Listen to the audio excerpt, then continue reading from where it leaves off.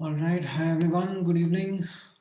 Yeah, hi, Anjali. Good evening, Tanmay. Good evening, Kushal. Good evening, Rudra. Yeah, hi, Pratmesh. Evening, guys. All right. Great. So I think today will be our final lecture on chemical bonding. So जैसा मैंने आप लोगों को last class में बताया था, we are towards the end of the chapter and discussing this last bit, which honestly I don't like much because of certain reasons that you are going to now see. Coming back, आप लोगों का just अभी lecture खत्म हुआ क्या maths का? बहुत खींच रहे हैं सर, एमटी के पहले सब टॉपिक्स खत्म करवाने हैं.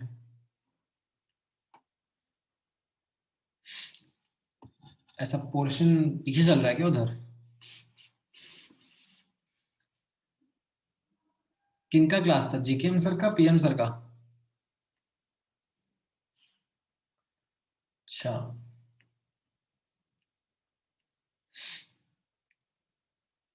ठीक है ठीक है.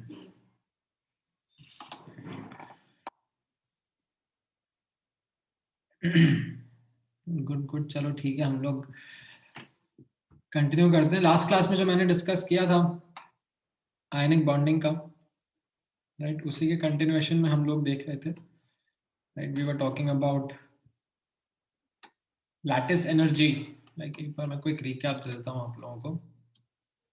So in the last class we had spoken about the concept of lattice energy, right, which is analogous to bond energy in covalent compounds. Right, in ionic compounds this lattice energy is used so as to describe the amount of energy that is released when 1 mole of ionic solid is formed. Right, and इसके बारे में मैंने आपको यही बताया था last class में. I think that is also something which I mentioned, that it can't be experimentally determined, and उसके लिए we have this indirect thermodynamic method called as Born-Haber's cycle. Now, what is the underlying concept of Born-Haber's cycle? ये मैंने आपको बताया था that if we are going from A to B and the energy change is delta H1, then if you are going from A to B via C and that indirect path, like this was, you can say, going directly, this is, you can say, going indirectly, right? दोनों के case में delta H का सम same आ जाता है. This is, you can simply understand as, say, law of conservation of energy, as simple as that. It's an interpretation of that only.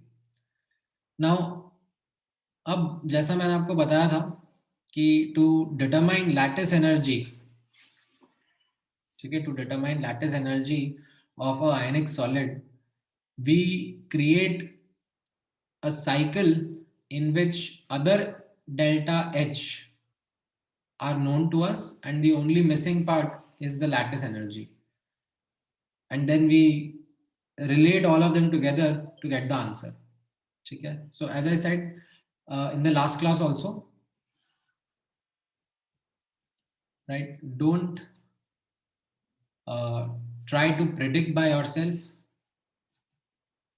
okay, that how I will create this cycle, like how will I think about it. Don't try to predict, okay? Just understand,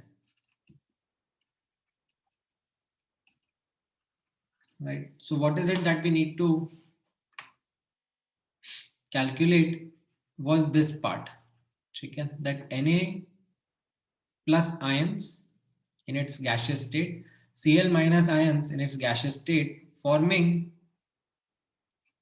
NaCl. Okay, this is something which we wanted to calculate, and this is what we have as delta H Le, lattice enthalpy of NaCl solid. However, यहाँ से यहाँ directly is not something which can be understood experimentally. So what we do have are certain indirect ways, right? So what we do is we create this kind of a cycle in which, यहाँ पर आप notice करना, we are observing this reaction, we are going from Na solid plus half chlorine gas, giving NaCl solid. Like these are the naturally occurring forms of these constituent elements, sodium and chlorine, and we use them for this reaction, and we try to calculate the delta H, right? The energy exchange that is happening during this reaction. Now, going from here to here was this direct way, as well as there is this indirect way of thinking about it also, in which from Na solid you go to first Na gas, which is called as delta H sublimation. This is also something which can be experimentally determined. It's no big deal. Then we get Na gas, say Na plus ions, which again, if you remember in periodic properties, we had studied this, we called this delta H IE, ionization enthalpy, right? This is also something which can be experimentally understood. Then breaking down chlorine molecules into chlorine atoms, that is again something which can be understood and determined experimentally quite easily. ठीक है, and यहाँ पर notice करना, because we have half a coefficient over here, right? Only half mole of Cl2 molecules का bond is going to be broken, so we multiply half over here as well, because this bond energy will be defined on a per mole basis. And then you remember again Cl atom से Cl minus ion जाना, this is what we used to call as electron gain enthalpy, right? Delta H Eg. ये भी आपने periodic properties में देखा था. This is a bit tricky. This is not something which again gets determined experimentally. इसके लिए भी indirect methods use करने पड़ते हैं. ठीक है. But let's say we did get all these red ones, and the unknown is this blue one. Now, as you can notice,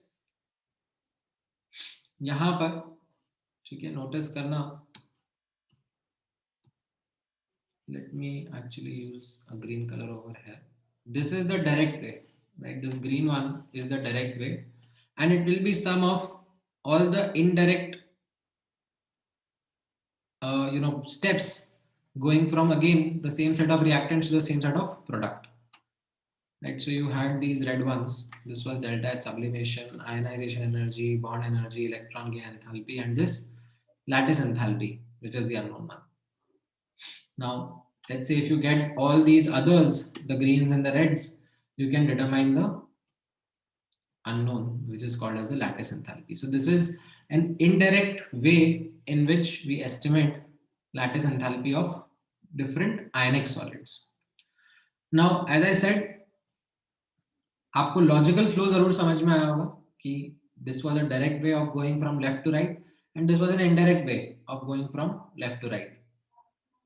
बस उतना समझ लेना आपके लिए अभी काफी है. ठीक है. Don't try to, as I said, think ki, how will I come up with this kind of a cycle? It's absolutely okay, because in this chapter called thermochemistry में आपको 3-4 लेक्चर तक यही प्रैक्टिस कराया जाता है, like how to manipulate equations to get something unknown from known. तो अभी के लिए it will be a little bit of a challenge, but बाद में it will become quite comfortable. ठीक है. तो ये तो न्यूमेरिकल अंडरस्टैंडिंग था of the concept of lattice energy. अब आना सब्जेक्टिव कॉन्सेप्ट के ऊपर, like what are the factors affecting lattice energy from a simple subjective standpoint. It is quite clear that दो चार्जेस हैं Q1 and Q2 if they are at a distance r from each other, right? So do you remember that electrostatic force is written as k q1 q2 by r square, right? या फिर electrostatic potential energy is written as k q1 q2 by r. ये याद है कि नहीं याद है आप लोगों को? आप लोगों ने शायद पढ़ा होगा नहीं पहले.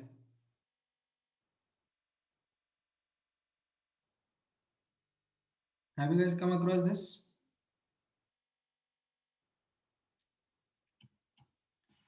Atomic structure में. हाँ, ठीक है.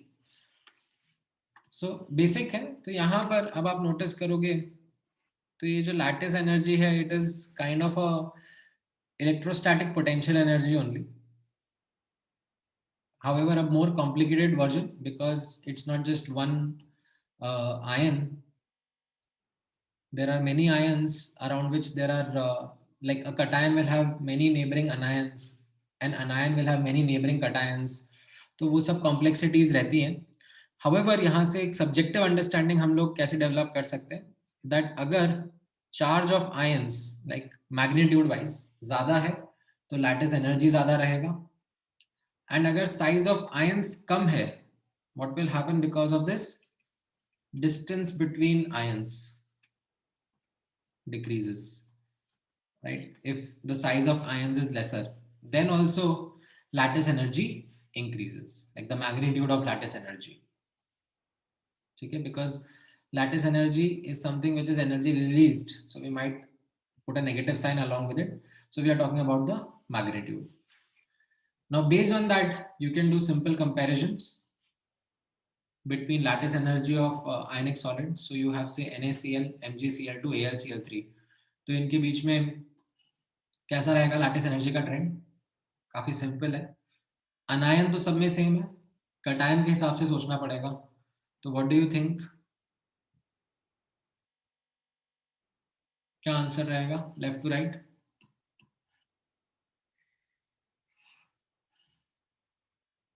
हाँ करेक्ट साईराम, करेक्ट हर्ष। नहीं सार्थक आपने गलत दिया, ऋग्वेद आपका भी गलत है, श्रेया आपका भी गलत है, हाँ कुशल आपका सही है, यश आपका सही है। इंक्रीज करेगा ना, लाइक स्ट्रेट फॉरवर्ड दिख तो रहा है यहाँ पे, अनायन सेम है तीनों में, it is the cation which is making the difference, so we focus on the cation. Cation का चार्ज कैसा है इधर, +1 +2 and +3, so the charge is increasing. Size भी नोटिस कर लेते हैं हम लोग, साइज कैसा है, Na+Mg2+Al3+ में साइज डिक्रीज हो रहा है, तो both the factors are pointing towards the same trend, that is lattice energy का मैग्नीट्यूड विल इंक्रीज। ठीक है, ऑलराइट, चलो इस केस में कंपेयर करके बताओ मुझे, LiF, NaF, KF, RBF and CSF, how will be the trend of lattice energy? Again F ion is same, anion is same, cation के हिसाब से आपको कंपेयर करना है, cation का चार्ज सेम है, तो फिर डिसाइडिंग फैक्टर क्या हो गया, साइज। एंड साइज से हम लोगों ने क्या सीखा, साइज छोटा है तो लैटिस एनर्जी बड़ा है, साइज बड़ा हो रहा है तो लैटिस एनर्जी कम हो रहा है। करेक्ट, इस केस में बताओ चलो,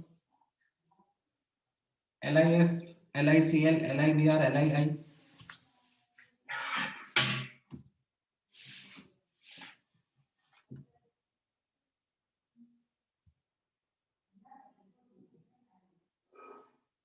हम करेंगे यश, थोड़ी देर में बात करेंगे उन सब में।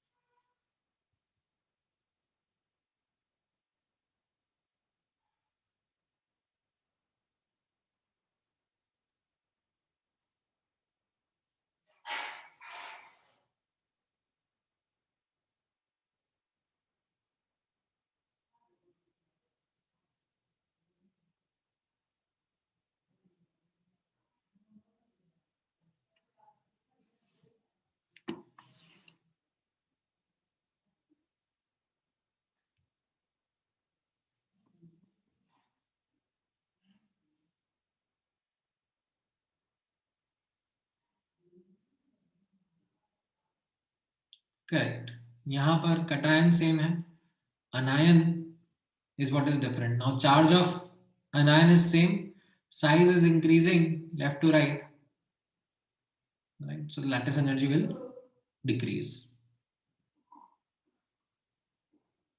ठीक है, समझ में आया? All right.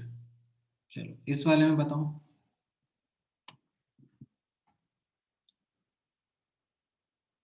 कैसा रहेगा लैटिस एनर्जी का ट्रेंड? कैटायन सेम है, वापस से अनायन के हिसाब से ही देखना है आपको।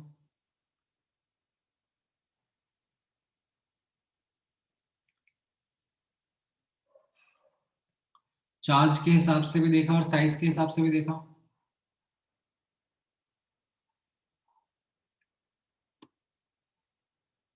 राइट, चार्ज और साइज दोनों से कॉन्ट्राडिक्टिंग ट्रेंड आ रहा है, ठीक है, बट कैसा रहेगा? Charge will dominate.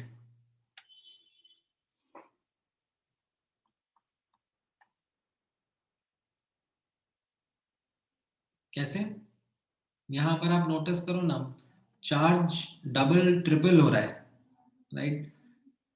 And if you talk about the size, F minus, O2 minus, N3 minus, yes, size will increase going from left to right, but it will not be as bigger.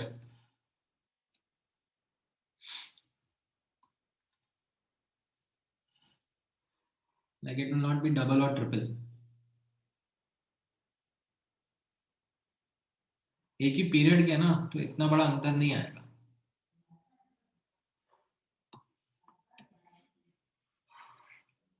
ठीक है, तो यहां पर charge के हिसाब से हम लोग आंसर करेंगे। ऑल राइट, नाउ ये जो मैंने बात बताया आपको, चार्ज डोमिनेट्स, ये कब हो रहा है? When you have similar size. अब जैसे for example LiCl calcium chloride है, तो इसमें अभी आप नोटिस करोगे तो चार्ज के हिसाब से कैल्शियम, लाइक अनायन तो सेम है, कटायन के हिसाब से जाएंगे हम लोग, राइट? एंड कटायन के हिसाब से कैल्शियम 2+ का चार्ज बड़ा है, चार्ज ज्यादा है as compare to Li+। However size के पॉइंट ऑफ व्यू से भी अगर मैं देखूंगा तो Li+ and calcium 2+ will have a significant difference in terms of size also, right? Because ये एक सेकेंड पीरियड का है और एक फोर्थ पीरियड में है, तो एक सिग्निफिकेंट डिफरेंस रहेगा इनके साइज के बीच में। तो ऐसे एग्जांपल्स में कौन सा डोमिनेट करेगा is not something which can be predicted, ठीक है? It is not something which we can answer as easily as we were able to answer the previous cases, ठीक है? तो आपसे इस तरीके से नहीं डिस्कस किया जाएगा, ठीक है? समझ में आई आपको? हाँ, चार्ज यहाँ पे आप देखो ना निशांत, यहाँ पे चार्ज डबल और फिर ट्रिपल हो रहा है ना। अभी साइज थोड़े ना ये सेम पीरियड के हैं, तो साइज थोड़े ना डबल ट्रिपल हो रहा है इधर।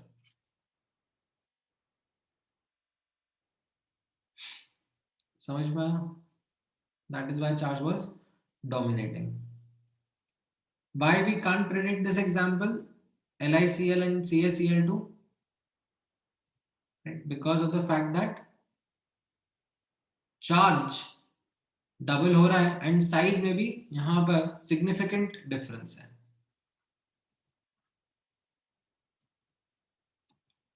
So we really don't know which factor will play out, ठीक है? वो तो फिर हमें डेटा ही देख के कंपेयर करना पड़ेगा। All right, so this was the concept of lattice energy. Like आपको एक आइडिया रहना चाहिए कि लैटिस एनर्जी होता क्या है, देन उसका एक्सपेरिमेंटल एस्टिमेशन नहीं होता है, थियोरेटिकली हम लोग कैसे बॉर्न हेवर साइकिल यूज करते हैं, एंड देन ज्यादा इंपॉर्टेंट रहेगा आपके लिए याद रखना that how will the factors of lattice energy play out a role, ठीक है? तो आपके कॉमन कंपैरिजंस जहां पे होंगे चार्ज और साइज के हिसाब से आपको आंसर कर देना है। इसमें मोस्टली कोई ना कोई डोमिनेट करेगा, लाइक दूसरा उसको कॉन्ट्रडिक्ट नहीं करेगा in most of the examples, but अगर करता भी है तो typically you will have to see that similar अगर साइज है तो उसमें चार्ज को डोमिनेटिंग रख देना, ठीक है? बट अगर सिग्निफिकेंट डिफरेंस रहता है चार्ज और साइज के, लाइक कॉन्ट्रडिक्शन रहता है, तो वहां पर don't go about it, like it will not be asked as such, you will be not asked to compare such cases. ठीक है, हाँ बोलो आयुष. सर एक्सपेरिमेंटली क्या ऑब्टेन किया गया फाइनल रिजल्ट? ढूंढना पड़ेगा वो तो, मतलब I have to go through the data. Okay sir. ठीक है, ऑलराइट. नाउ नेक्स्ट यहाँ पर देखना, it is an important concept, covalent character in ionic compounds. So you remember हम लोगों ने ionic character in covalent compounds देखा था. ठीक है, अगर H और Cl के बीच में बॉन्ड बनता है तो हमने नोटिस किया था यहाँ पे partial positive partial negative charge बना था, एंड हम लोगों ने परसेंटेज आयोनिक कैरेक्टर भी कैलकुलेट करने की बात करी थी, right. However, when we come across ionic compounds also, so इसमें we also find covalent character. ठीक है, कैसे हम लोग इस covalent character के बारे में बात कर रहे हैं, like how did we like found it in the first place, that ये covalent character आ कैसे रहा है. तो do you remember this mu experimental upon mu theoretical into 100%? क्या था ये? Does anyone remember this?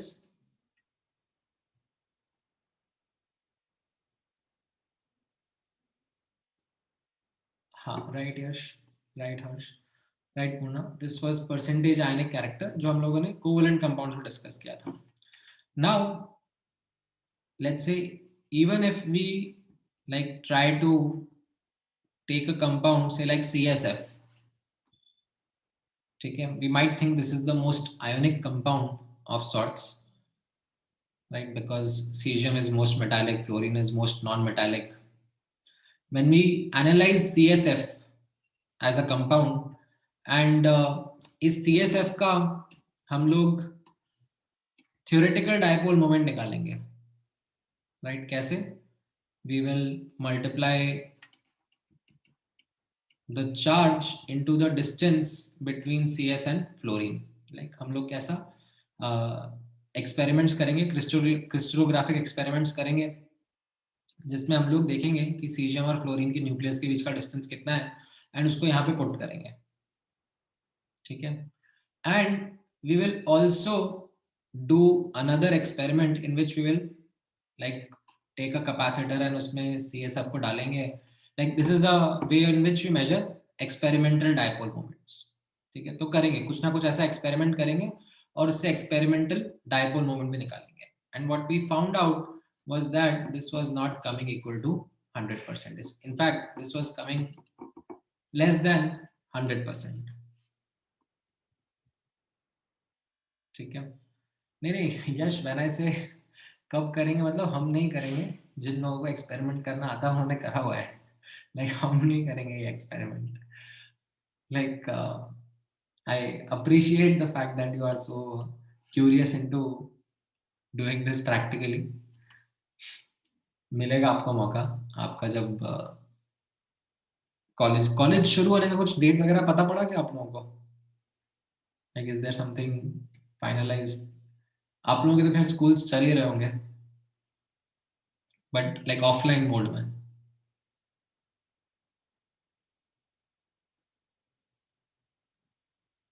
ठीक है, तो एनीवेज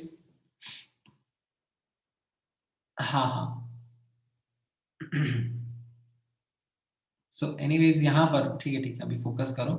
जैसा मैं कह रहा था that for ionic compounds also when we do this calculation we don't find them to be showing 100% ionic character. ठीक है, their experimental dipole moment does not match up with the theoretical dipole moment. Now उसके पीछे का reason समझा गया, that why is it the case, why is it that we are getting covalent character in ionic compounds, or why we aren't getting 100% ionic character. तो उसके पीछे का thought process कुछ इस तरीके से समझ में आया that in case of ionic compounds what we found out was that जो smaller size ion रहता है, usually it is the cation, ठीक है, that the smaller size ion, ठीक है, it distorts the electron cloud of the larger size ion, usually the anion. ठीक है, यहाँ पे ध्यान से समझना, we are talking about percentage covalent character in ionic compounds. So in ionic compounds where there is a significant difference between the size of cation and anion, usually cations are smaller than anions, it is observed that the valence shell electrons of the larger size ion, the anion, are attracted by the smaller size ion, that is the cation, which results in the distortion of the electron cloud. And this phenomena is called as polarization of the ion. Now, because of this polarization, right, what we see is that there is a opposite dipole moment created. ठीक है, एक तो ये positive negative का dipole moment है जो cation अनायन का था, राइट, जो ओरिजिनल है, ये पॉजिटिव है और ये नेगेटिव है. एंड इस डिस्टॉर्शन की वजह से क्या हो रहा है, ये इलेक्ट्रॉन डेंसिटी जो कि अनायन की सिमेट्रिकल होनी चाहिए थी, that electron density has skewed a bit towards one of the sides. ठीक है, एंड इसको नेगेट करता हुआ, लाइक क्योंकि ये वेक्टर क्वांटिटीज होती हैं, इसको अपोज करता हुआ there is this dipole moment that has been created because of this polarization. ठीक है, so this results in a reduction of the dipole moment, and as a result what we say is the covalent character is introduced. ठीक है, now definitely आपके दिमाग में doubts आ रहे होंगे that what if it is a case of larger cation, smaller anion, right? हाँ, जैसे श्री राम का ही रहा था. बोलो साई राम. सर वही मेरा डाउट था कि लाइक अगर थोड़े केसेस होते हैं जहाँ पे कटायन अनायन से बड़े होते हैं ना, उधर क्या होता है? हाँ, बट स्टिल यहाँ पे नोटिस करना, जैसा मैंने आपको पहले भी बताया था, जो इलेक्ट्रॉन क्लाउड का डिस्टॉर्शन होगा वो किसका होगा? लार्जर साइज है अनायन. हाँ, मतलब so what we intend to say, देखो एक एटम है, न्यूक्लियस है, न्यूक्लियस के अराउंड इलेक्ट्रॉन्स है. Yes sir. अब इस न्यूक्लियस का पुल है आउटसाइड द एटम ऑल्सो, जिसको हम लोग इफेक्टिव न्यूक्लियर चार्ज कहते हैं. Yes sir. ठीक है, जब मैं इसमें से इलेक्ट्रॉन्स हटा दूंगा तो क्या हो जाता है, ये इफेक्टिव न्यूक्लियर चार्ज बढ़ जाता है. Yes sir. ठीक है, यानी कि इसका पुल और बढ़ जाता है टुवर्ड्स अट्रैक्टिंग इलेक्ट्रॉन्स. एंड वैसे ही जब मैं अनायन के बारे में बात करता हूं तो एक अनायन पे भी कैसा है, न्यूक्लियस है, न्यूक्लियस के अराउंड इलेक्ट्रॉन्स है, बट एक्स्ट्रा इलेक्ट्रॉन्स आ रहे हैं जिससे स्क्रीनिंग बढ़ रही है. तो उससे क्या होता है, इसका इफेक्टिव न्यूक्लियर चार्ज कम होता है. कम होता है. ठीक है, तो even if it is a case of say larger cation and smaller anion, ठीक है, पोलराइज क्या होगा? अनायन. अनायन. ठीक है, पोलराइजेशन या distortion of the electron cloud of anion is going to happen. अब जहां पर डिस्टॉर्शन ज्यादा होगा, ठीक है, वहां पर वी विल से पोलराइजेशन ज्यादा होगा, वहां पर कोवेलेंट कैरेक्टर ज्यादा आएगा. That is what is called as Fajans rule. Greater the polarization, greater is the covalent character in ionic compound. ठीक है, now what are the Yes, sir. factors that are going to play a role in polarization? तो वो एक एक करके समझना. सबसे पहला नोटिस करना, चार्ज ऑफ आयंस. ठीक है, बीट कटायन और बीट अनायन. ठीक है, चार्ज का मैग्नीट्यूड अगर ज्यादा है तो पोलराइजेशन ज्यादा रहेगा. ठीक है, like you can understand this in a bit more detail. If charge of cation increases, right, magnitude wise, charge of cation increase करेगा, इसका मतलब क्या हो जाएगा?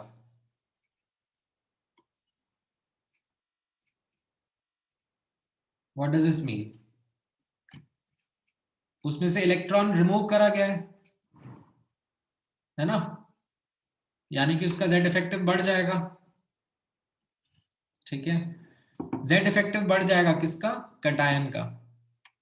तो इसका मतलब पोलराइजिंग पावर, क्योंकि कटायन पोलराइज करेगा, polarizing power of cation increases.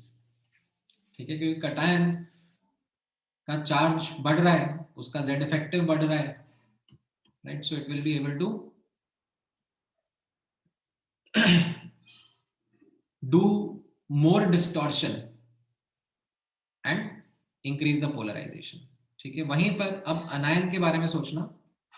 ठीक है, if charge of anion increases, तो हम लोग क्या बोलेंगे? ठीक है, what will happen to the anion? उसका Z इफेक्टिव तो कम हो जाएगा ना, क्योंकि और इलेक्ट्रॉन्स आ गए उसके ऊपर। अनायन का चार्ज बढ़ने का मतलब क्या है? कि उसके ऊपर और इलेक्ट्रॉन्स आ रहे हैं, राइट, यानी कि उसका इलेक्ट्रॉन क्लाउड और लूजली बाउंड हो रहा है, राइट। तो इसका मतलब हम लोग क्या कहेंगे? यहां पे ध्यान से नोटिस करना the choice of words. Polarisability, ठीक है, पोलराइजिंग पावर नहीं बोलेंगे, पोलराइजेबिलिटी ऑफ अनायन इंक्रीजेस। मतलब अब जो अनायन है उसका इलेक्ट्रॉन क्लाउड और इजीली डिस्टॉर्ट हो जाएगा। समझ में आया? So charge of ions increases, the polarisation increases. So let's say if I ask you to compare these examples, NaCl, MgCl2, AlCl3, polarisability मतलब अनायन जो है वो खुद पोलराइज हो रहा है ना,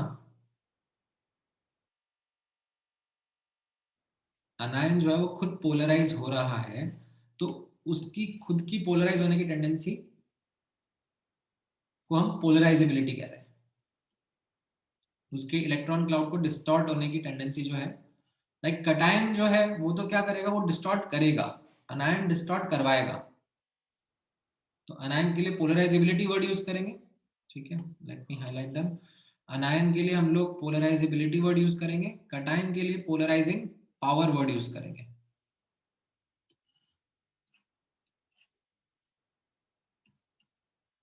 ठीक है, अब यहां पर इन तीनों एग्जांपल्स में यू हैव टू आंसर किसका कोवेलेंट कैरेक्टर कम होगा या किसका कोवेलेंट कैरेक्टर ज्यादा होगा। What will be the trend of covalent character? सोचो और आंसर करो।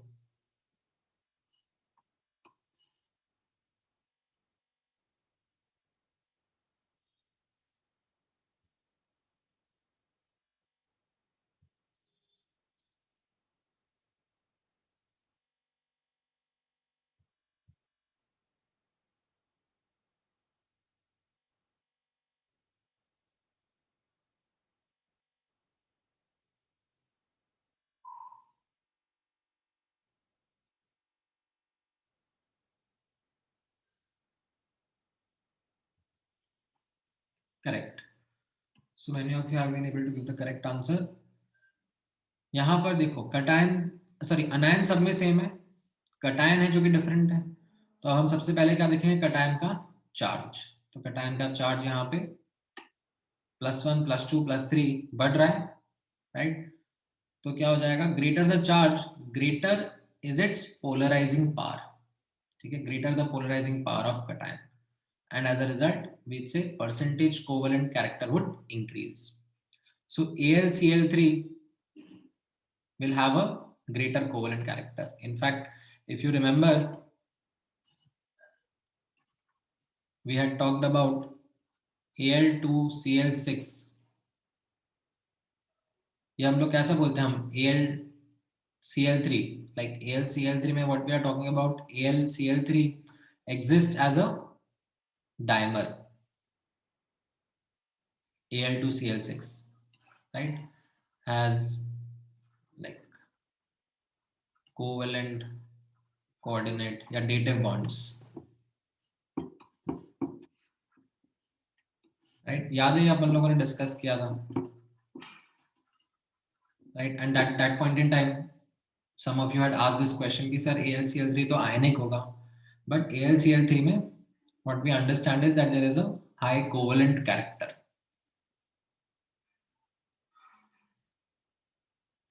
ठीक है, all right, next example देखते हैं.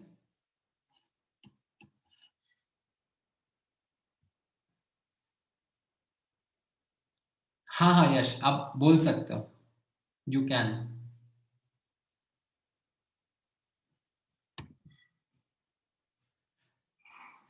Aluminium nitride, aluminium oxide, aluminium fluoride, इनमें बताओ मुझे कोवेलेंट कैरेक्टर कैसा रहेगा?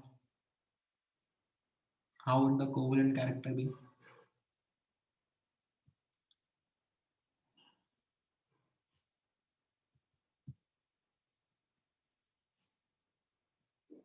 इनमें कटायन सेम हो गया, अनायन का डिफरेंस आ रहा है,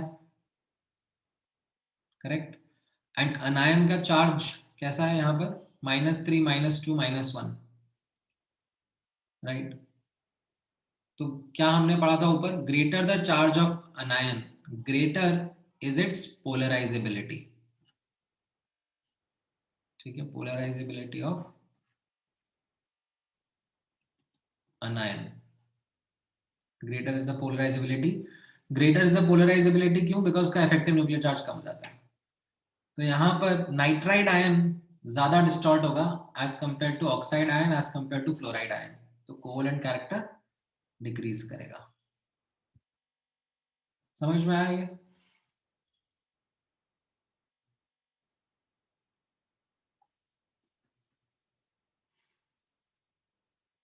ऑलराइट, तो ये तो चार्ज का फैक्टर था. ठीक है, नेक्स्ट फैक्टर पे जाते हैं हम लोग. Will talk about the factor of size. तो साइज में सबसे पहले कटायन के बारे में बात करते हैं. ठीक है, तो साइज ऑफ कटायन ऑब्जर्व करना. सबसे पहले कटायन के ऊपर फोकस कर रहे हैं. साइज ऑफ कटायन अगर कम होगा तो उसकी पोलराइजिंग पावर ज्यादा होगी.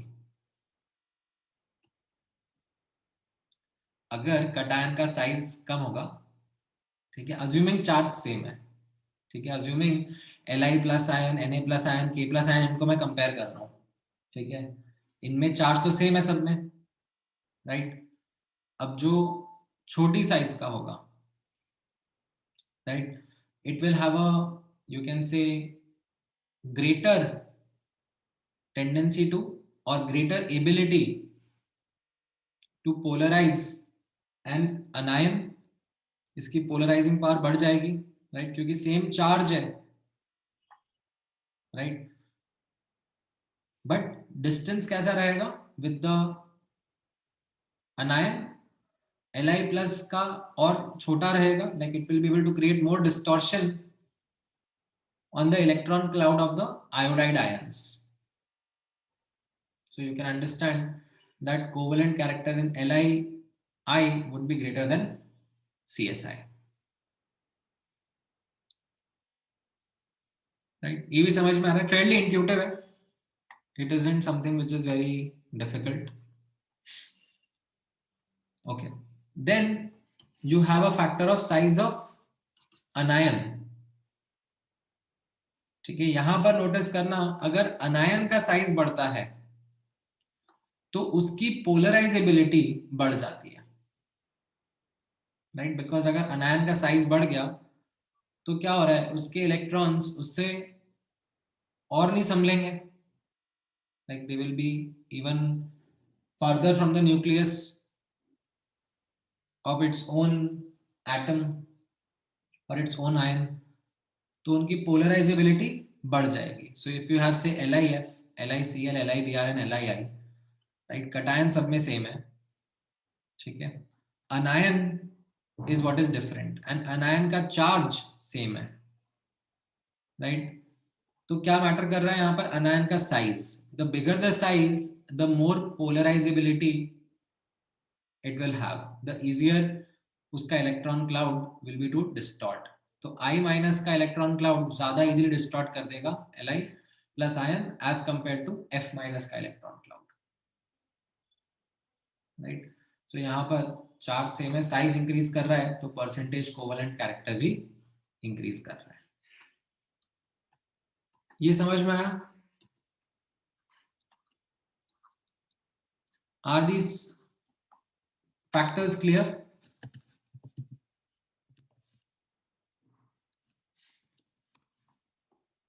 ठीक है, अच्छा, अब नोटिस करना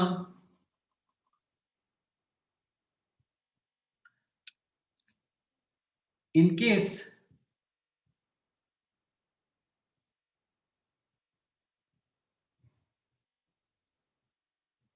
ठीक है, अगर दोनों फैक्टर्स कॉन्ट्रडिक्ट करने लग जाते हैं, ठीक है, देन अगर like similar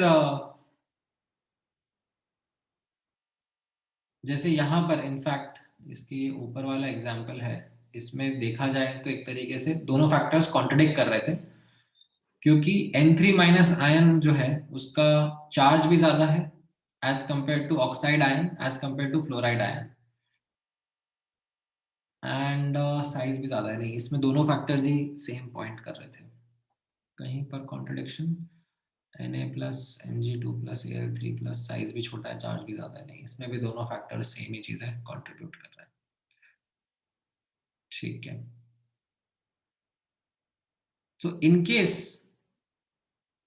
I would say that you have say similar size, ठीक है, फैक्टर्स कॉन्ट्रडिक्ट अगर कर रहे हैं और सिमिलर साइज है तो फिर चार्ज के हिसाब से आप लोग आंसर कर सकते हो,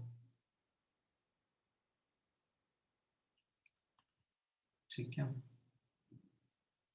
अच्छा, give me just 1 minute guys, 1 minute दो मुझे।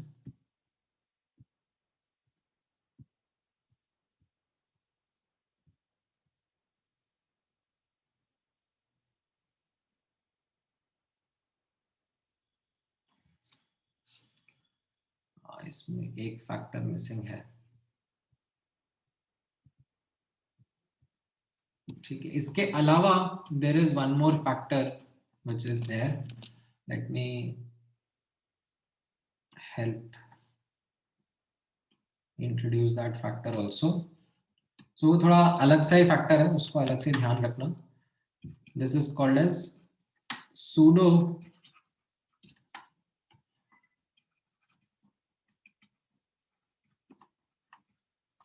inert gas configuration। So इसके पीछे का बैकग्राउंड कुछ इस तरीके से है। It's observed that salts of D block metals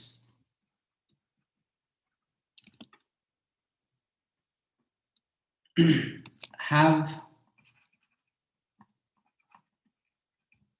greater covalent character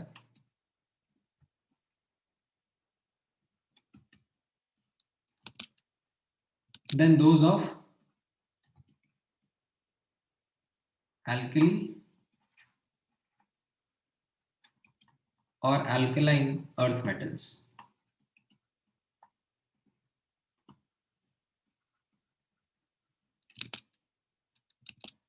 Now the reason why it is attributed in this way, यहाँ पर notice करना, it is due to poor shielding of the d electrons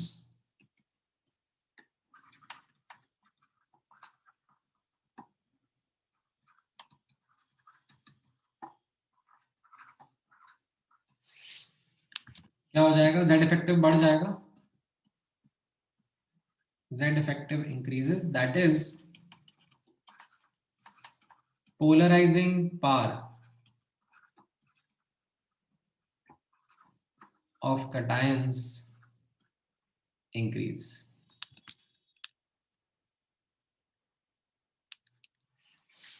ठीक है, तो इसमें pseudo inert क्या चीज है? Basically pseudo inert is saying that यहाँ पर the fully filled, or I would not even say fully filled, the specific examples that are cited are of fully filled.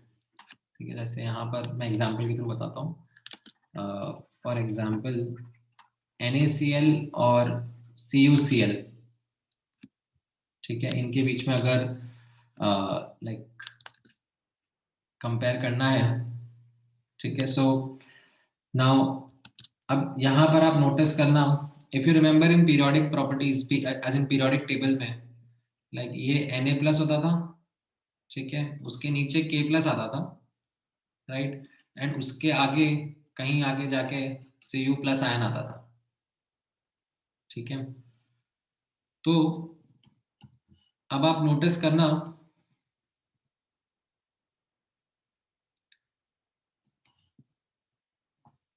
इन दोनों केस में अनायन तो सेम है, Cl minus ion. Cation is what is different. अच्छा, cation का charge भी same है, दोनों में +1 है, बट यहां पर आप नोटिस करना, ठीक है, यहां से आप क्या एक्सपेक्ट करोगे? Na प्लस से K प्लस जाएंगे तो क्या होता है? साइज बढ़ता है, ठीक है, एंड K प्लस से आप लेफ्ट टू राइट जाओगे तो कैसा होता है? लेफ्ट टू राइट साइज क्या होता है? बढ़ता है, घटता है? साइज घटता है, राइट. तो यू माइट से कि चलो ठीक है, मतलब Na प्लस से K प्लस साइज बड़ा है, बट K प्लस से Cu प्लस साइज घटा होगा, तो सिमिलर साइज के होंगे, बट इनके साइज के बीच में सिग्निफिकेंट डिफरेंस मिलता है. ठीक है, साइज ऑफ Na प्लस याद नहीं रखना है, मैं जस्ट ऐसे ही आपको एक आइडिया दे रहा हूँ.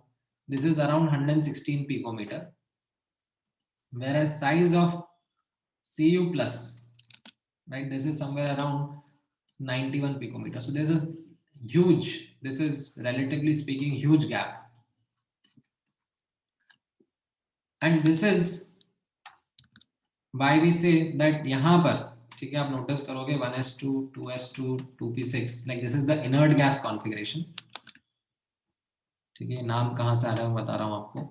This is like the inert gas configuration, and if you talk about Cu plus ion, तो इसका कॉन्फ़िगरेशन कैसा रहेगा? 1s2 2s2 2p6 3s2 3p6 and 3d10. ठीक है, तो this is not an inert gas configuration, but this is all subshells fully filled, so this is called as pseudo inert gas configuration. But यहाँ पर हो क्या रहा है? that these are the poor shielders.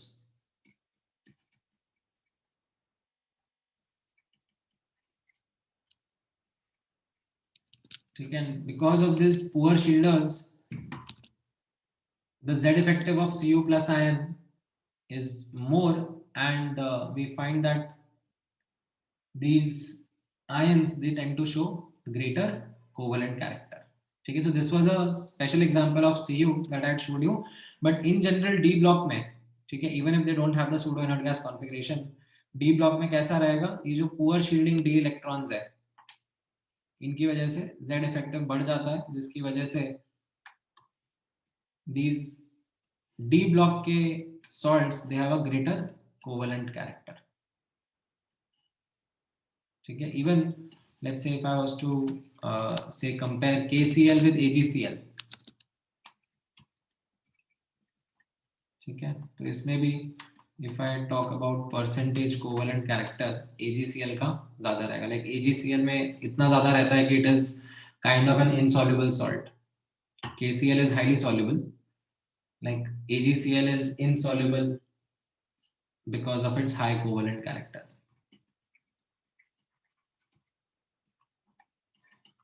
Insoluble in water due to high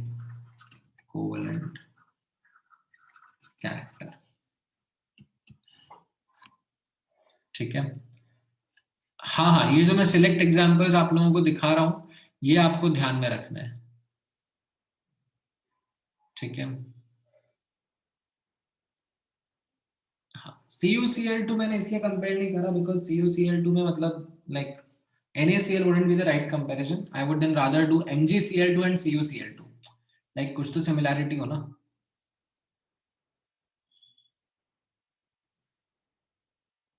ठीक है, alright. नहीं, atomicity का यहाँ पे कोई रोल नहीं है। Rather, when we talk about ionic compounds, we don't use the word atomicity.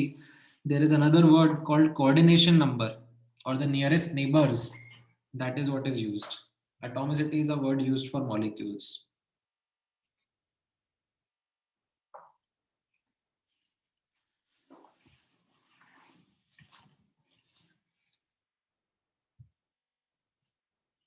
Anyways, coming back.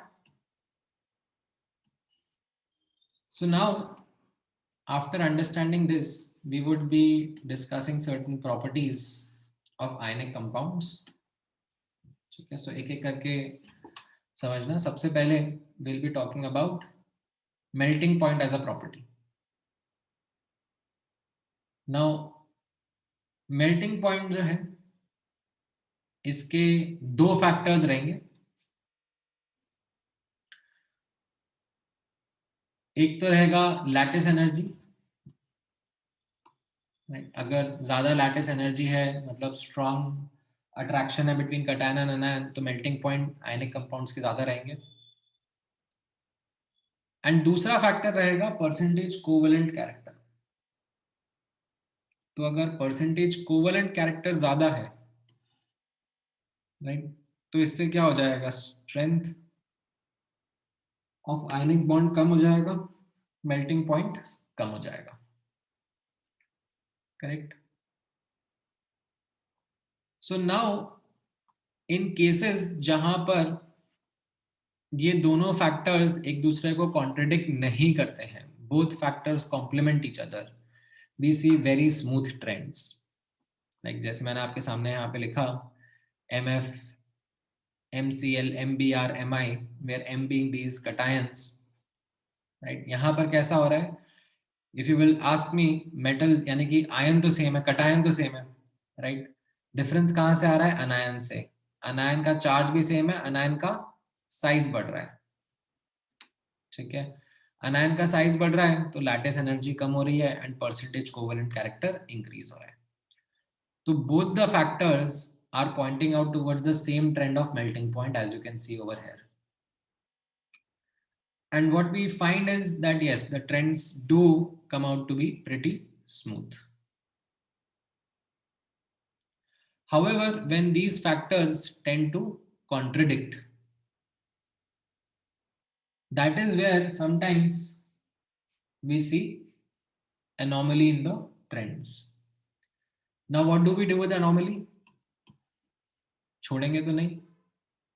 तो कुछ सिलेक्ट एग्जाम्पल्स हैं जो अगेन मैं आपसे बोलूंगा, याद रखना है, ठीक है। These are again classic examples, so notice करना। सबसे पहला रहेगा LiCl, एज इन ये अल्कली क्लोराइड्स का, ठीक है।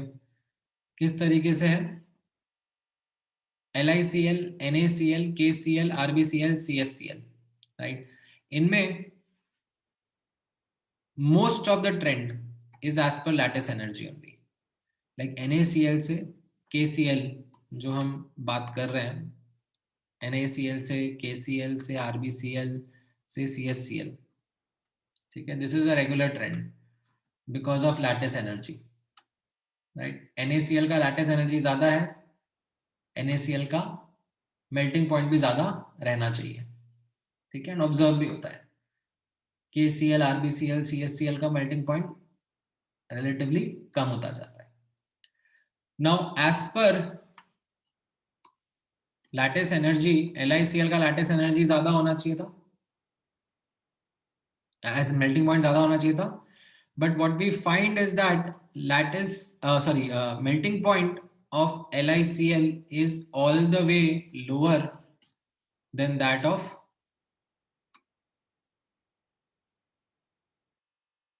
CSCl. It is even lesser than CSCl. Why? Because of greater percentage covalent character. Because of this greater percentage covalent character, LiCl has the least melting point. So it is because of this contradiction, this irregularity was observed. ठीक है, ये आपको ध्यान में रखना है, this example in particular.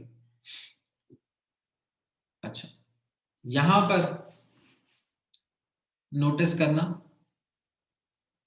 NaCl, MgCl2, AlCl3, इनमें कैसा ट्रेंड रहेगा मेल्टिंग पॉइंट का? जो गाइस एक बार ट्राई करो, लैटिस एनर्जी से कैसा रहेगा एंड कोवेलेंट कैरेक्टर से कैसा रहेगा?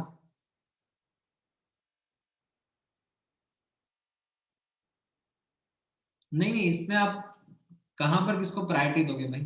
You can't guess. ये थोड़ी ना पता था आपको कि यहाँ पर मुझे लैटिस एनर्जी को प्रायोरिटी देनी है और वहां पर मुझे कोवेलेंट कैरेक्टर को प्रायोरिटी देनी है. ये आपको पता थोड़ा ना था, ये तो मैंने बताया है.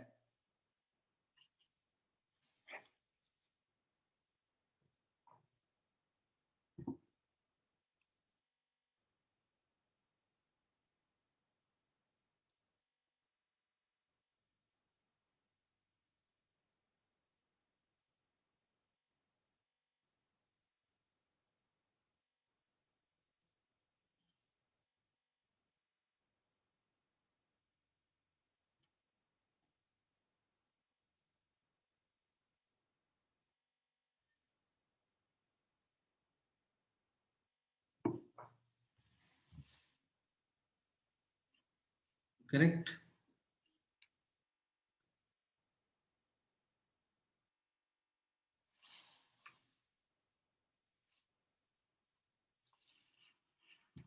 तो इसमें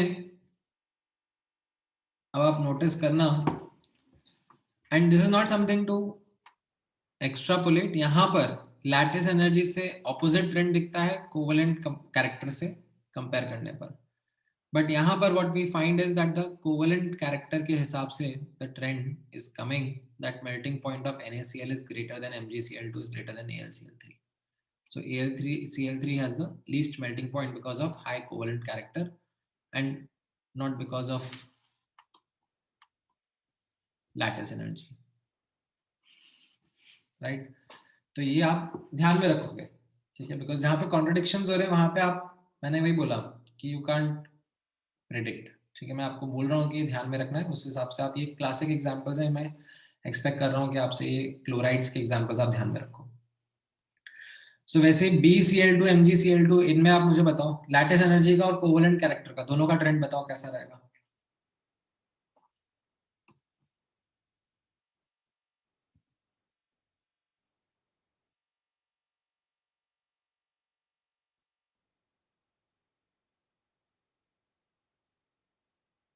lattice energy would be decreasing.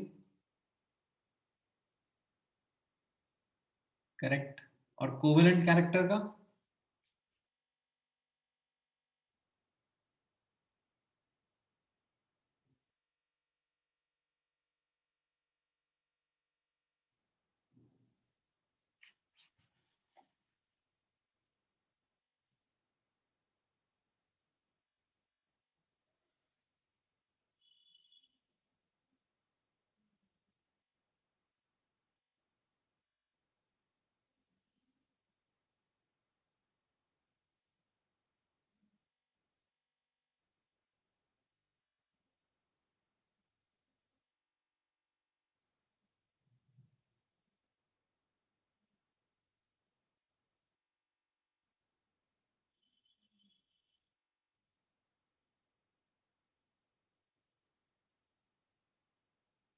Correct. तो यहाँ पर अगेन कोवेलेंट कैरेक्टर के हिसाब से ट्रेंड देखने को मिल रहा है. What we find in this case is that the melting point, ठीक है, अब ये मत समझ लेना कि हर केस में कोवेलेंट कैरेक्टर डोमिनेट कर रहा है. ठीक है, ऐसा नहीं है. ये दो एग्जांपल्स आप ध्यान में रखना बस, that what we are observing is the trend due to covalent character. ठीक है, so this is about melting point. ठीक है, so melting point is still something which is okay as a property of ionic compounds. It is still something that in many cases melting point का answer lattice energy के हिसाब से बता दोगे चल जाएगा काम, स्पेशली जहाँ पे कॉन्ट्रडिक्शन नहीं हो रहा है तो वहाँ तो कोई दिक्कत नहीं है। इन मेनी केसेस जहाँ पे कॉन्ट्रडिक्शन होता भी है तो काफ़ी सारे एग्जांपल्स हैं जहाँ पे मेल्टिंग पॉइंट्स आप बता दोगे, एज इन लैटिस एनर्जी से बता दोगे। ये 3 एग्जांपल्स मैं आपको एक्सपेक्ट करूंगा कि इनका प्लीज आप ध्यान में रखो। ठीक है, दैट इनमें like how the trend is. ठीक है, कोवेलेंट कैरेक्टर का ट्रेंड कैसे डिटरमाइन करते हैं हमें यही तो सिखाया था थोड़ी देर पहले। अभी यहाँ पर लेट्स से इस सिनेरियो में अपन बात करें, राइट, इस वाले एग्जांपल में, तो यहाँ पर अनायन सेम है, राइट, कटायन डिफरेंट है, कटायन का चार्ज सेम है, राइट, साइज बढ़ रहा है, साइज बढ़ रहा है तो पोलराइजिंग पावर कम हो रही है, पोलराइजिंग पावर कम हो रही है तो कोवेलेंट कैरेक्टर कम हो रहा है। ठीक है, all right, so this was one property. Now next is the property which is even much more weird. Okay, this is why I keep this as the last topic in chemical bonding, because this is even worst.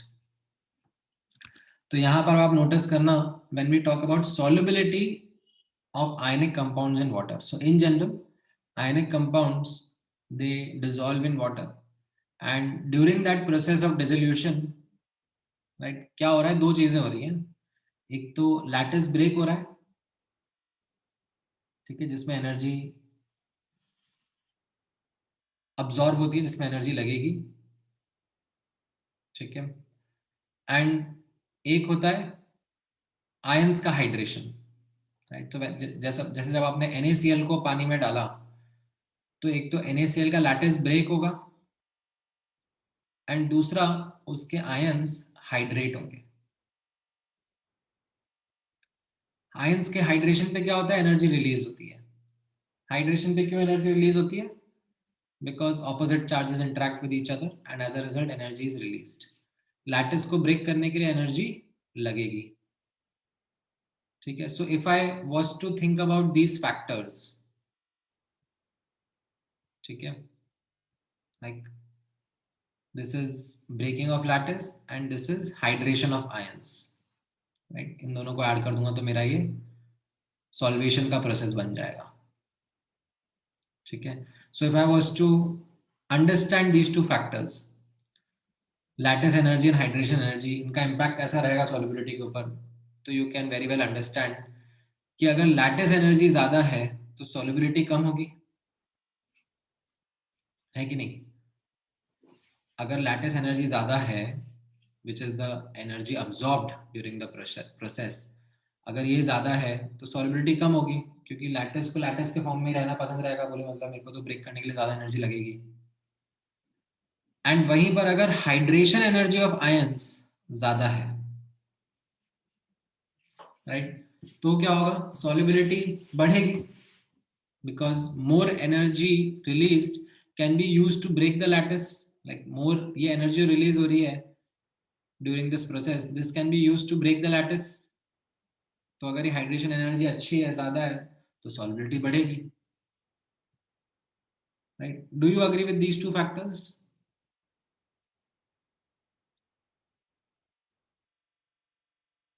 ये समझ में आए दोनों factors आपको?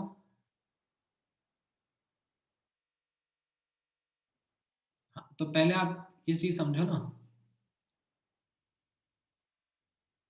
इतना लंबा message type करने के पहले अगर ध्यान यहाँ लगाते हर्ष तो समझ में आता ना। जब मैं समझा रहा था तब तुमने अपना आधा टाइम तो मैसेज टाइप करने में लिख दिया, सर आज 8:30 छोड़ देंगे क्या class please sir, because this is the last topic. और अब बोल रहे हो समझ नहीं आया, कैसे समझ में आएगा? जब मैं समझा रहा हूँ तब तो तुम तुम्हारी प्रेयर लिख रहे हो।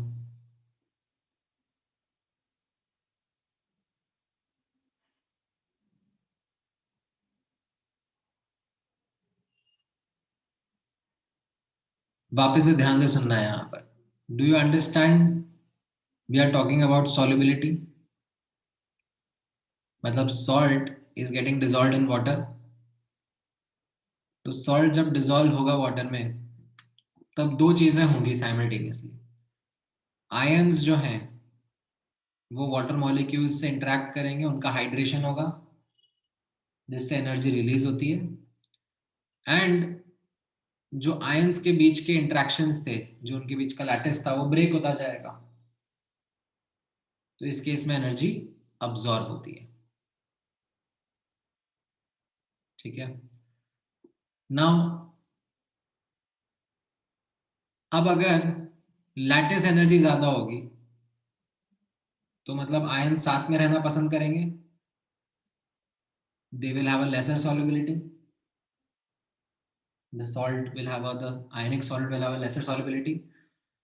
और वहीं पर अगर आयंस का हाइड्रेशन एनर्जी ज्यादा है,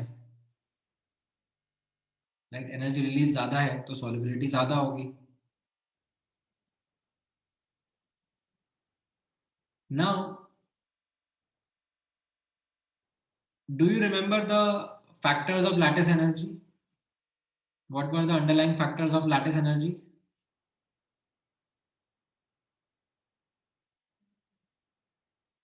Size and charge, correct. What were the underlying factors of hydration energy? Do you remember this? Periodic properties में पढ़ा था. The same, size and charge, correct. तो अब यहां पर नोटिस करना, these two factors end up contradicting always.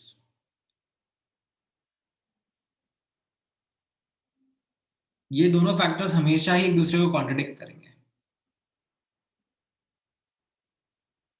अगर मेरे आयंस का चार्ज ज्यादा है तो लैटिस एनर्जी भी ज्यादा होगी एंड हाइड्रेशन एनर्जी भी ज्यादा होगी.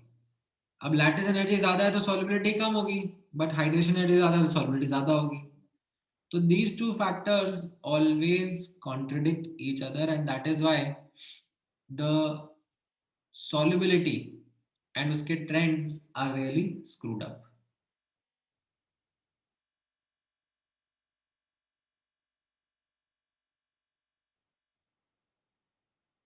ठीक है.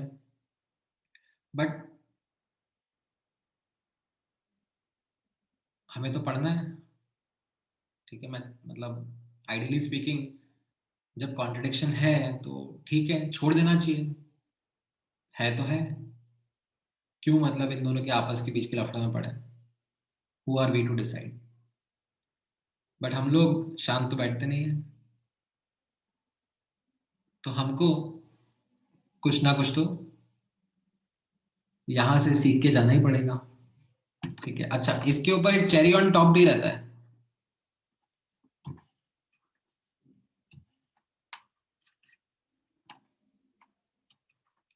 In some examples, percentage covalent character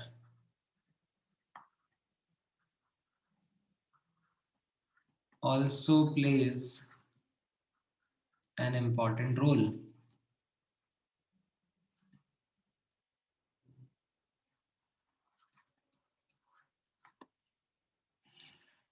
तो हम क्या करेंगे, छोड़ेंगे तो नहीं, थोड़ा सा तो पढ़ के जाएंगे.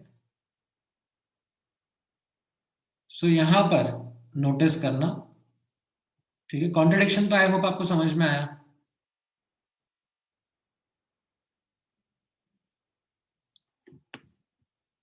ठीक है.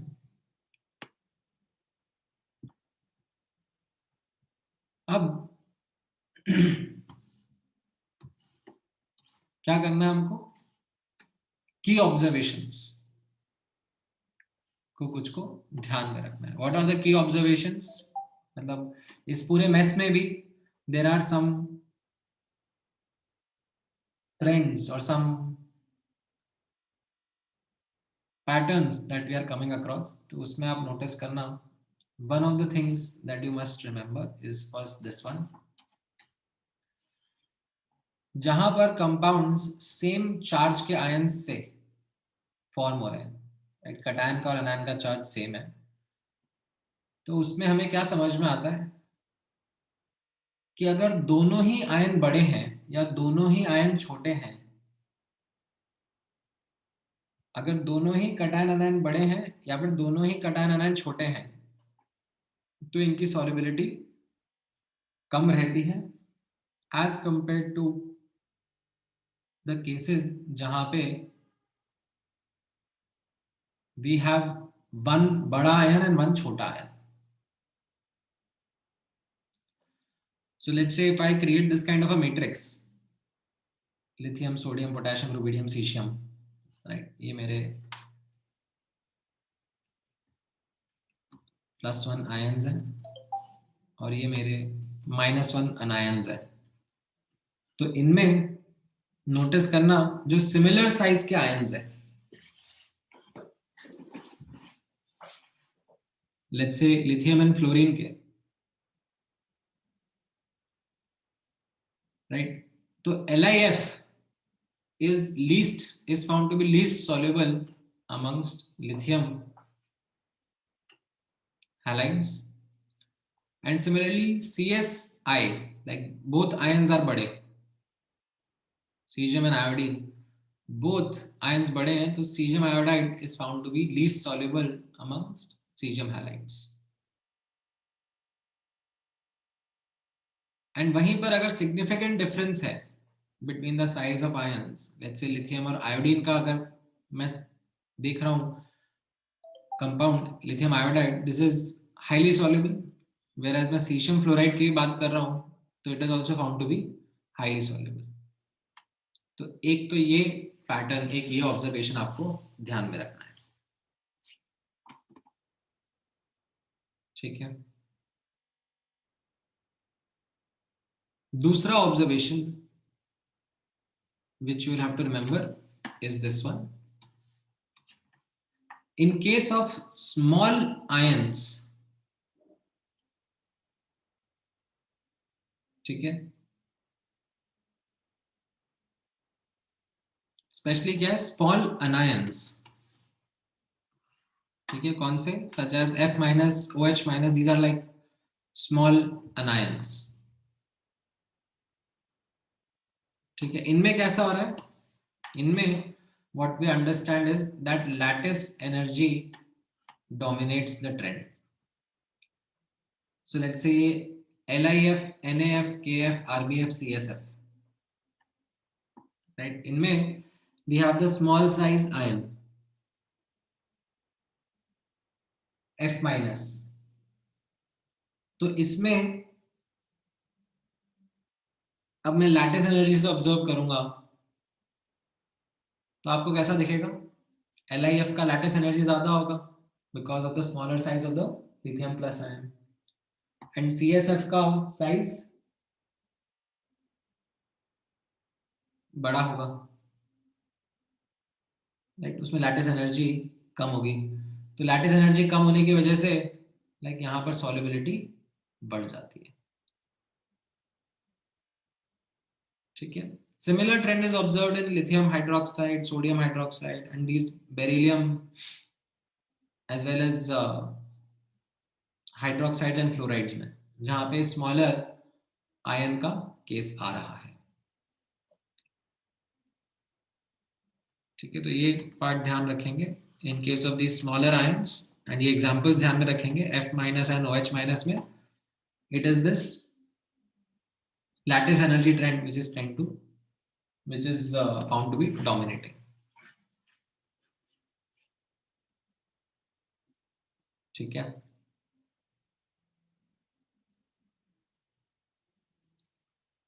अच्छा, इसमें एक ये BF2 kind of comes out as an exception,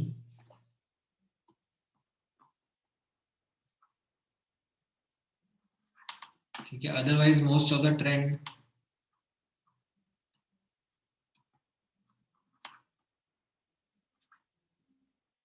is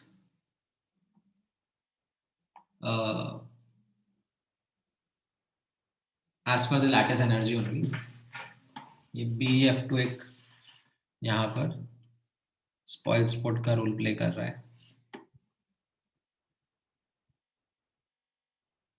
हाँ हाँ, मतलब एक्सेप्शन में भी एक्सेप्शन है। So this is not an exception, like this is we are trying to determine certain trends and उसमें यहाँ पर ही abrupt आ गया है, ठीक है। Now अब नोटिस करना, in case of larger size ions,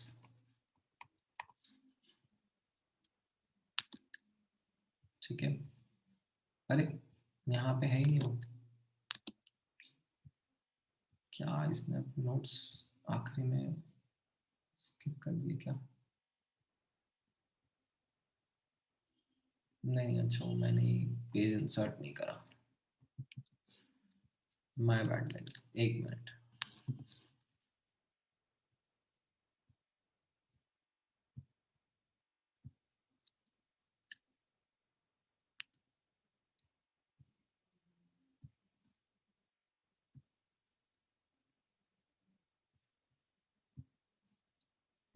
बस ये लास्ट ही है।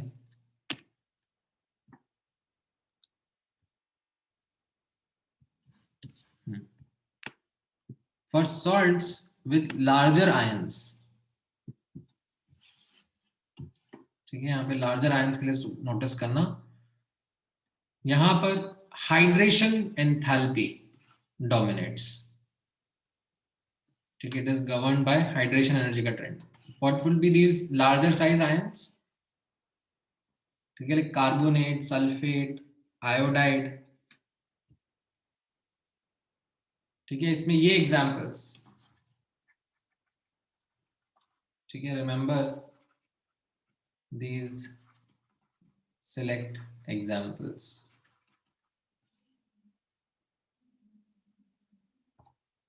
ठीक है। एंड इसमें why I'm asking you to remember these select examples is because ऐसा नहीं है कि बहुत ही रोबस्ट फैक्टर है ये, लाइक इन केसेस में what we are coming across is कि carbonate, sulphate, iodide, these are bigger size ions, तो इनके केस में hydration energy is kind of playing a dominant role, but ऐसा नहीं है that this is always the case।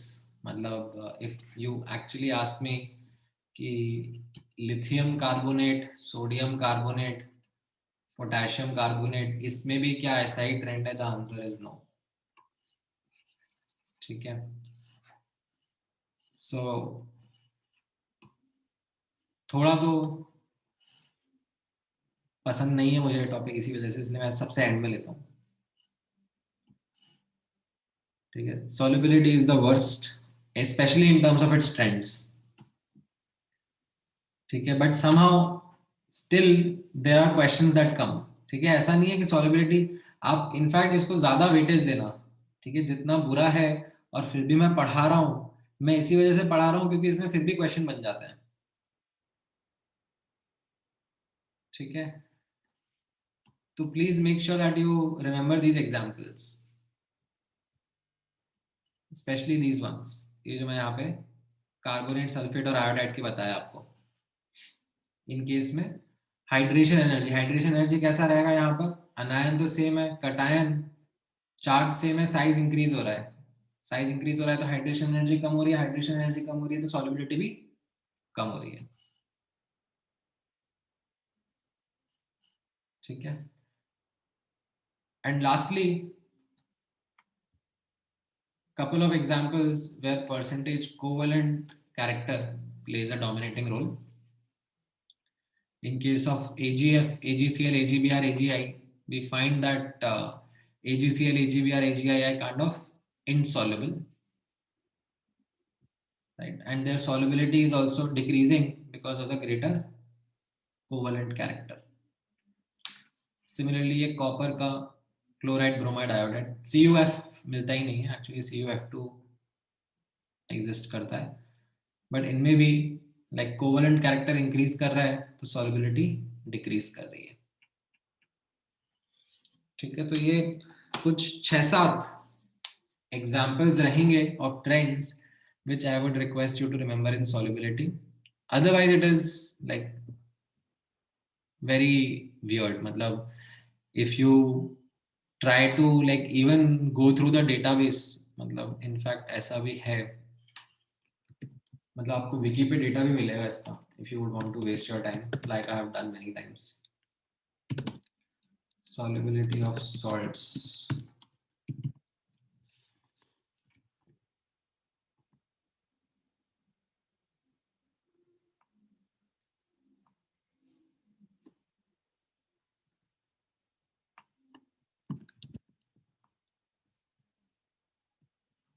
ठीक है, तो मैं हर बार बच्चों को बोलता हूँ कि चाहिए तो जाओ, इस लिंक पर आपको मिलेंगे सॉल्युबिलिटीज, और फिर कोई ट्रेंड समझ में आता है तो मुझे बताना जरूर, बट नहीं आएगा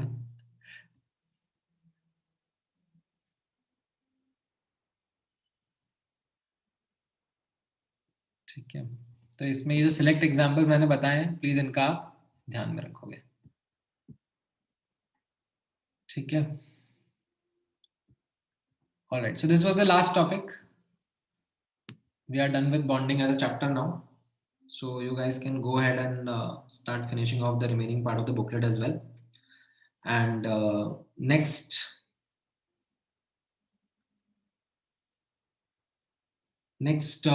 class onwards, पहले तो मैं थोड़ा bonding के booklet को डिस्कस करूंगा, and then we will start with the next chapter, that is thermodynamics. ठीक है। हाँ, NO माइनस का मैंने देखा वो पैरामैग्नेटिक ही है। हाँ ठीक है। हाँ, हम लोग नेक्स्ट क्लास में डाउट्स डिस्कस करेंगे पहले बुकलेट के। Please make sure that you are attempting the homework that I had asked you, ठीक है, स्पेशली जो पहले मैंने भेजा था। बाकी अब इसके आगे तो आप पूरी बुकलेट भी कर सकते हो। हाँ बोलो साहिब। सर मुझे लास्ट लेक्चर से डाउट था एक। हाँ हाँ बोलो। सर वो बॉन्ड ऑर्डर आपने सीखा था, उसमें सीएन का बॉन्ड ऑर्डर आपने कैसे कैलकुलेट किया वो बता दो एक बार। CN की CN माइनस का सीएन माइनस सर। हाँ, तो इसमें आप काउंट करो ना, 14 इलेक्ट्रॉन है, 6 + 7 + 1, हाँ सर 14। राइट। तो 14 इलेक्ट्रॉन यहाँ पे फिलअप कर दो, तो उसमें you will get 6 bonding electrons, divide that bye 2, तो बॉन्ड ऑर्डर 3 आ जाएगा ना।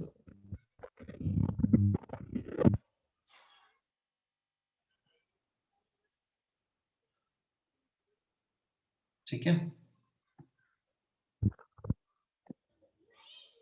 सर नहीं समझा सर। अभी तक 14 इलेक्ट्रॉन समझा था कि नहीं समझा था? 14 इलेक्ट्रॉन सर वो फिल किया मैंने, फिर आपने आगे कैलकुलेट कैसे किया? बॉन्ड ऑर्डर का फॉर्मूला याद है कि नहीं याद है? हाँ sir, bonding minus anti bonding. तो कितने यहाँ पे ये bonding anti bonding cancel out हो गया, ये bonding anti bonding cancel out हो गया, बट ये बॉन्डिंग कैंसिल आउट नहीं हो रहा ना किससे भी। अच्छा सर, आपने वैसे मतलब कैंसिल करके किया, टोटल नहीं किया? मतलब वो भी कर सकते हो, मतलब एक ही चीज है।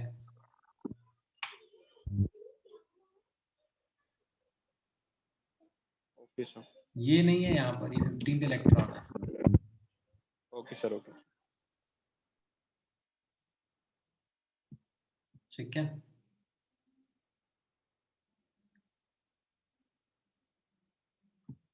हाँ, देन क्या कह रहे हो Rudra? Example where hydration energy dominates, वो बस मैंने इतना बताया यहाँ पर, that these are some examples where the size of anion is larger. So I took some examples of carbonate, sulfate and iodide ions. These are larger size ions. So इनमें it is the hydration energy. ऐसा यहाँ पर आप देखोगे ना, let's say ये carbonates compare करने हैं, तो इनमें कैसा है, अनायन तो सेम है, कटायन डिफरेंट है, कटायन का चार्ज सेम है, कटायन का साइज इंक्रीज करेगा तो हाइड्रेशन एनर्जी कम हो जाएगी, हाइड्रेशन एनर्जी कम हो जाएगी तो फिर सॉल्युबिलिटी कम हो जाएगी। ठीक है। हाँ, डिस्टॉर्शन के बारे में क्या समझना है तन्मय?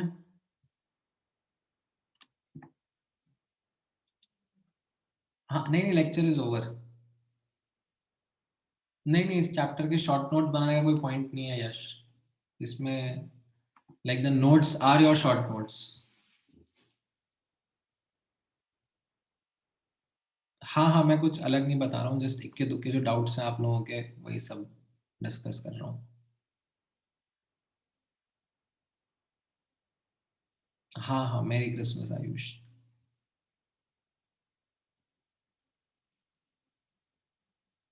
यप। बताओ भाई तन्मय, कहाँ गए तुम, गायब तो नहीं हो गए?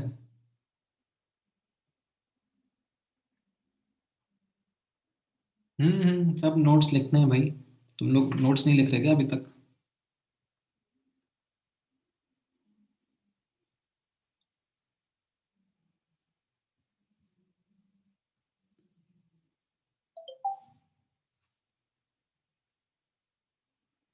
करो करो, नोट्स कंप्लीट करो, ऐसे नहीं काम चलेगा।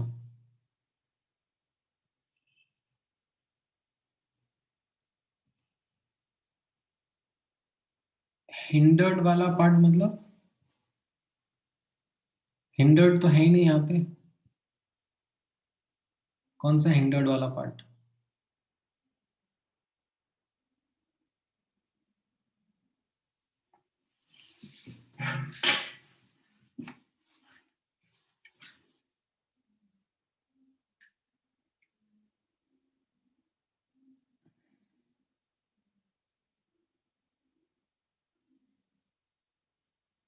अरे तुम या तो अनम्यूट हो जाओ तन्मय और तब समझा दो मुझे, तुम बहुत टाइप करने में टाइम लगा रहे हो।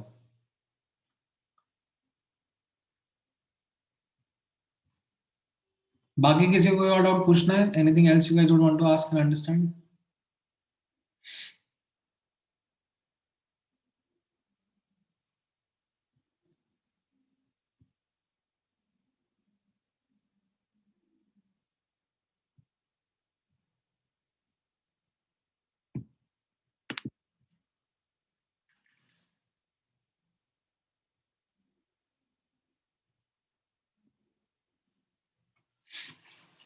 ऑलराइट, ठीक है, then let's close the session. Thank you guys, take care.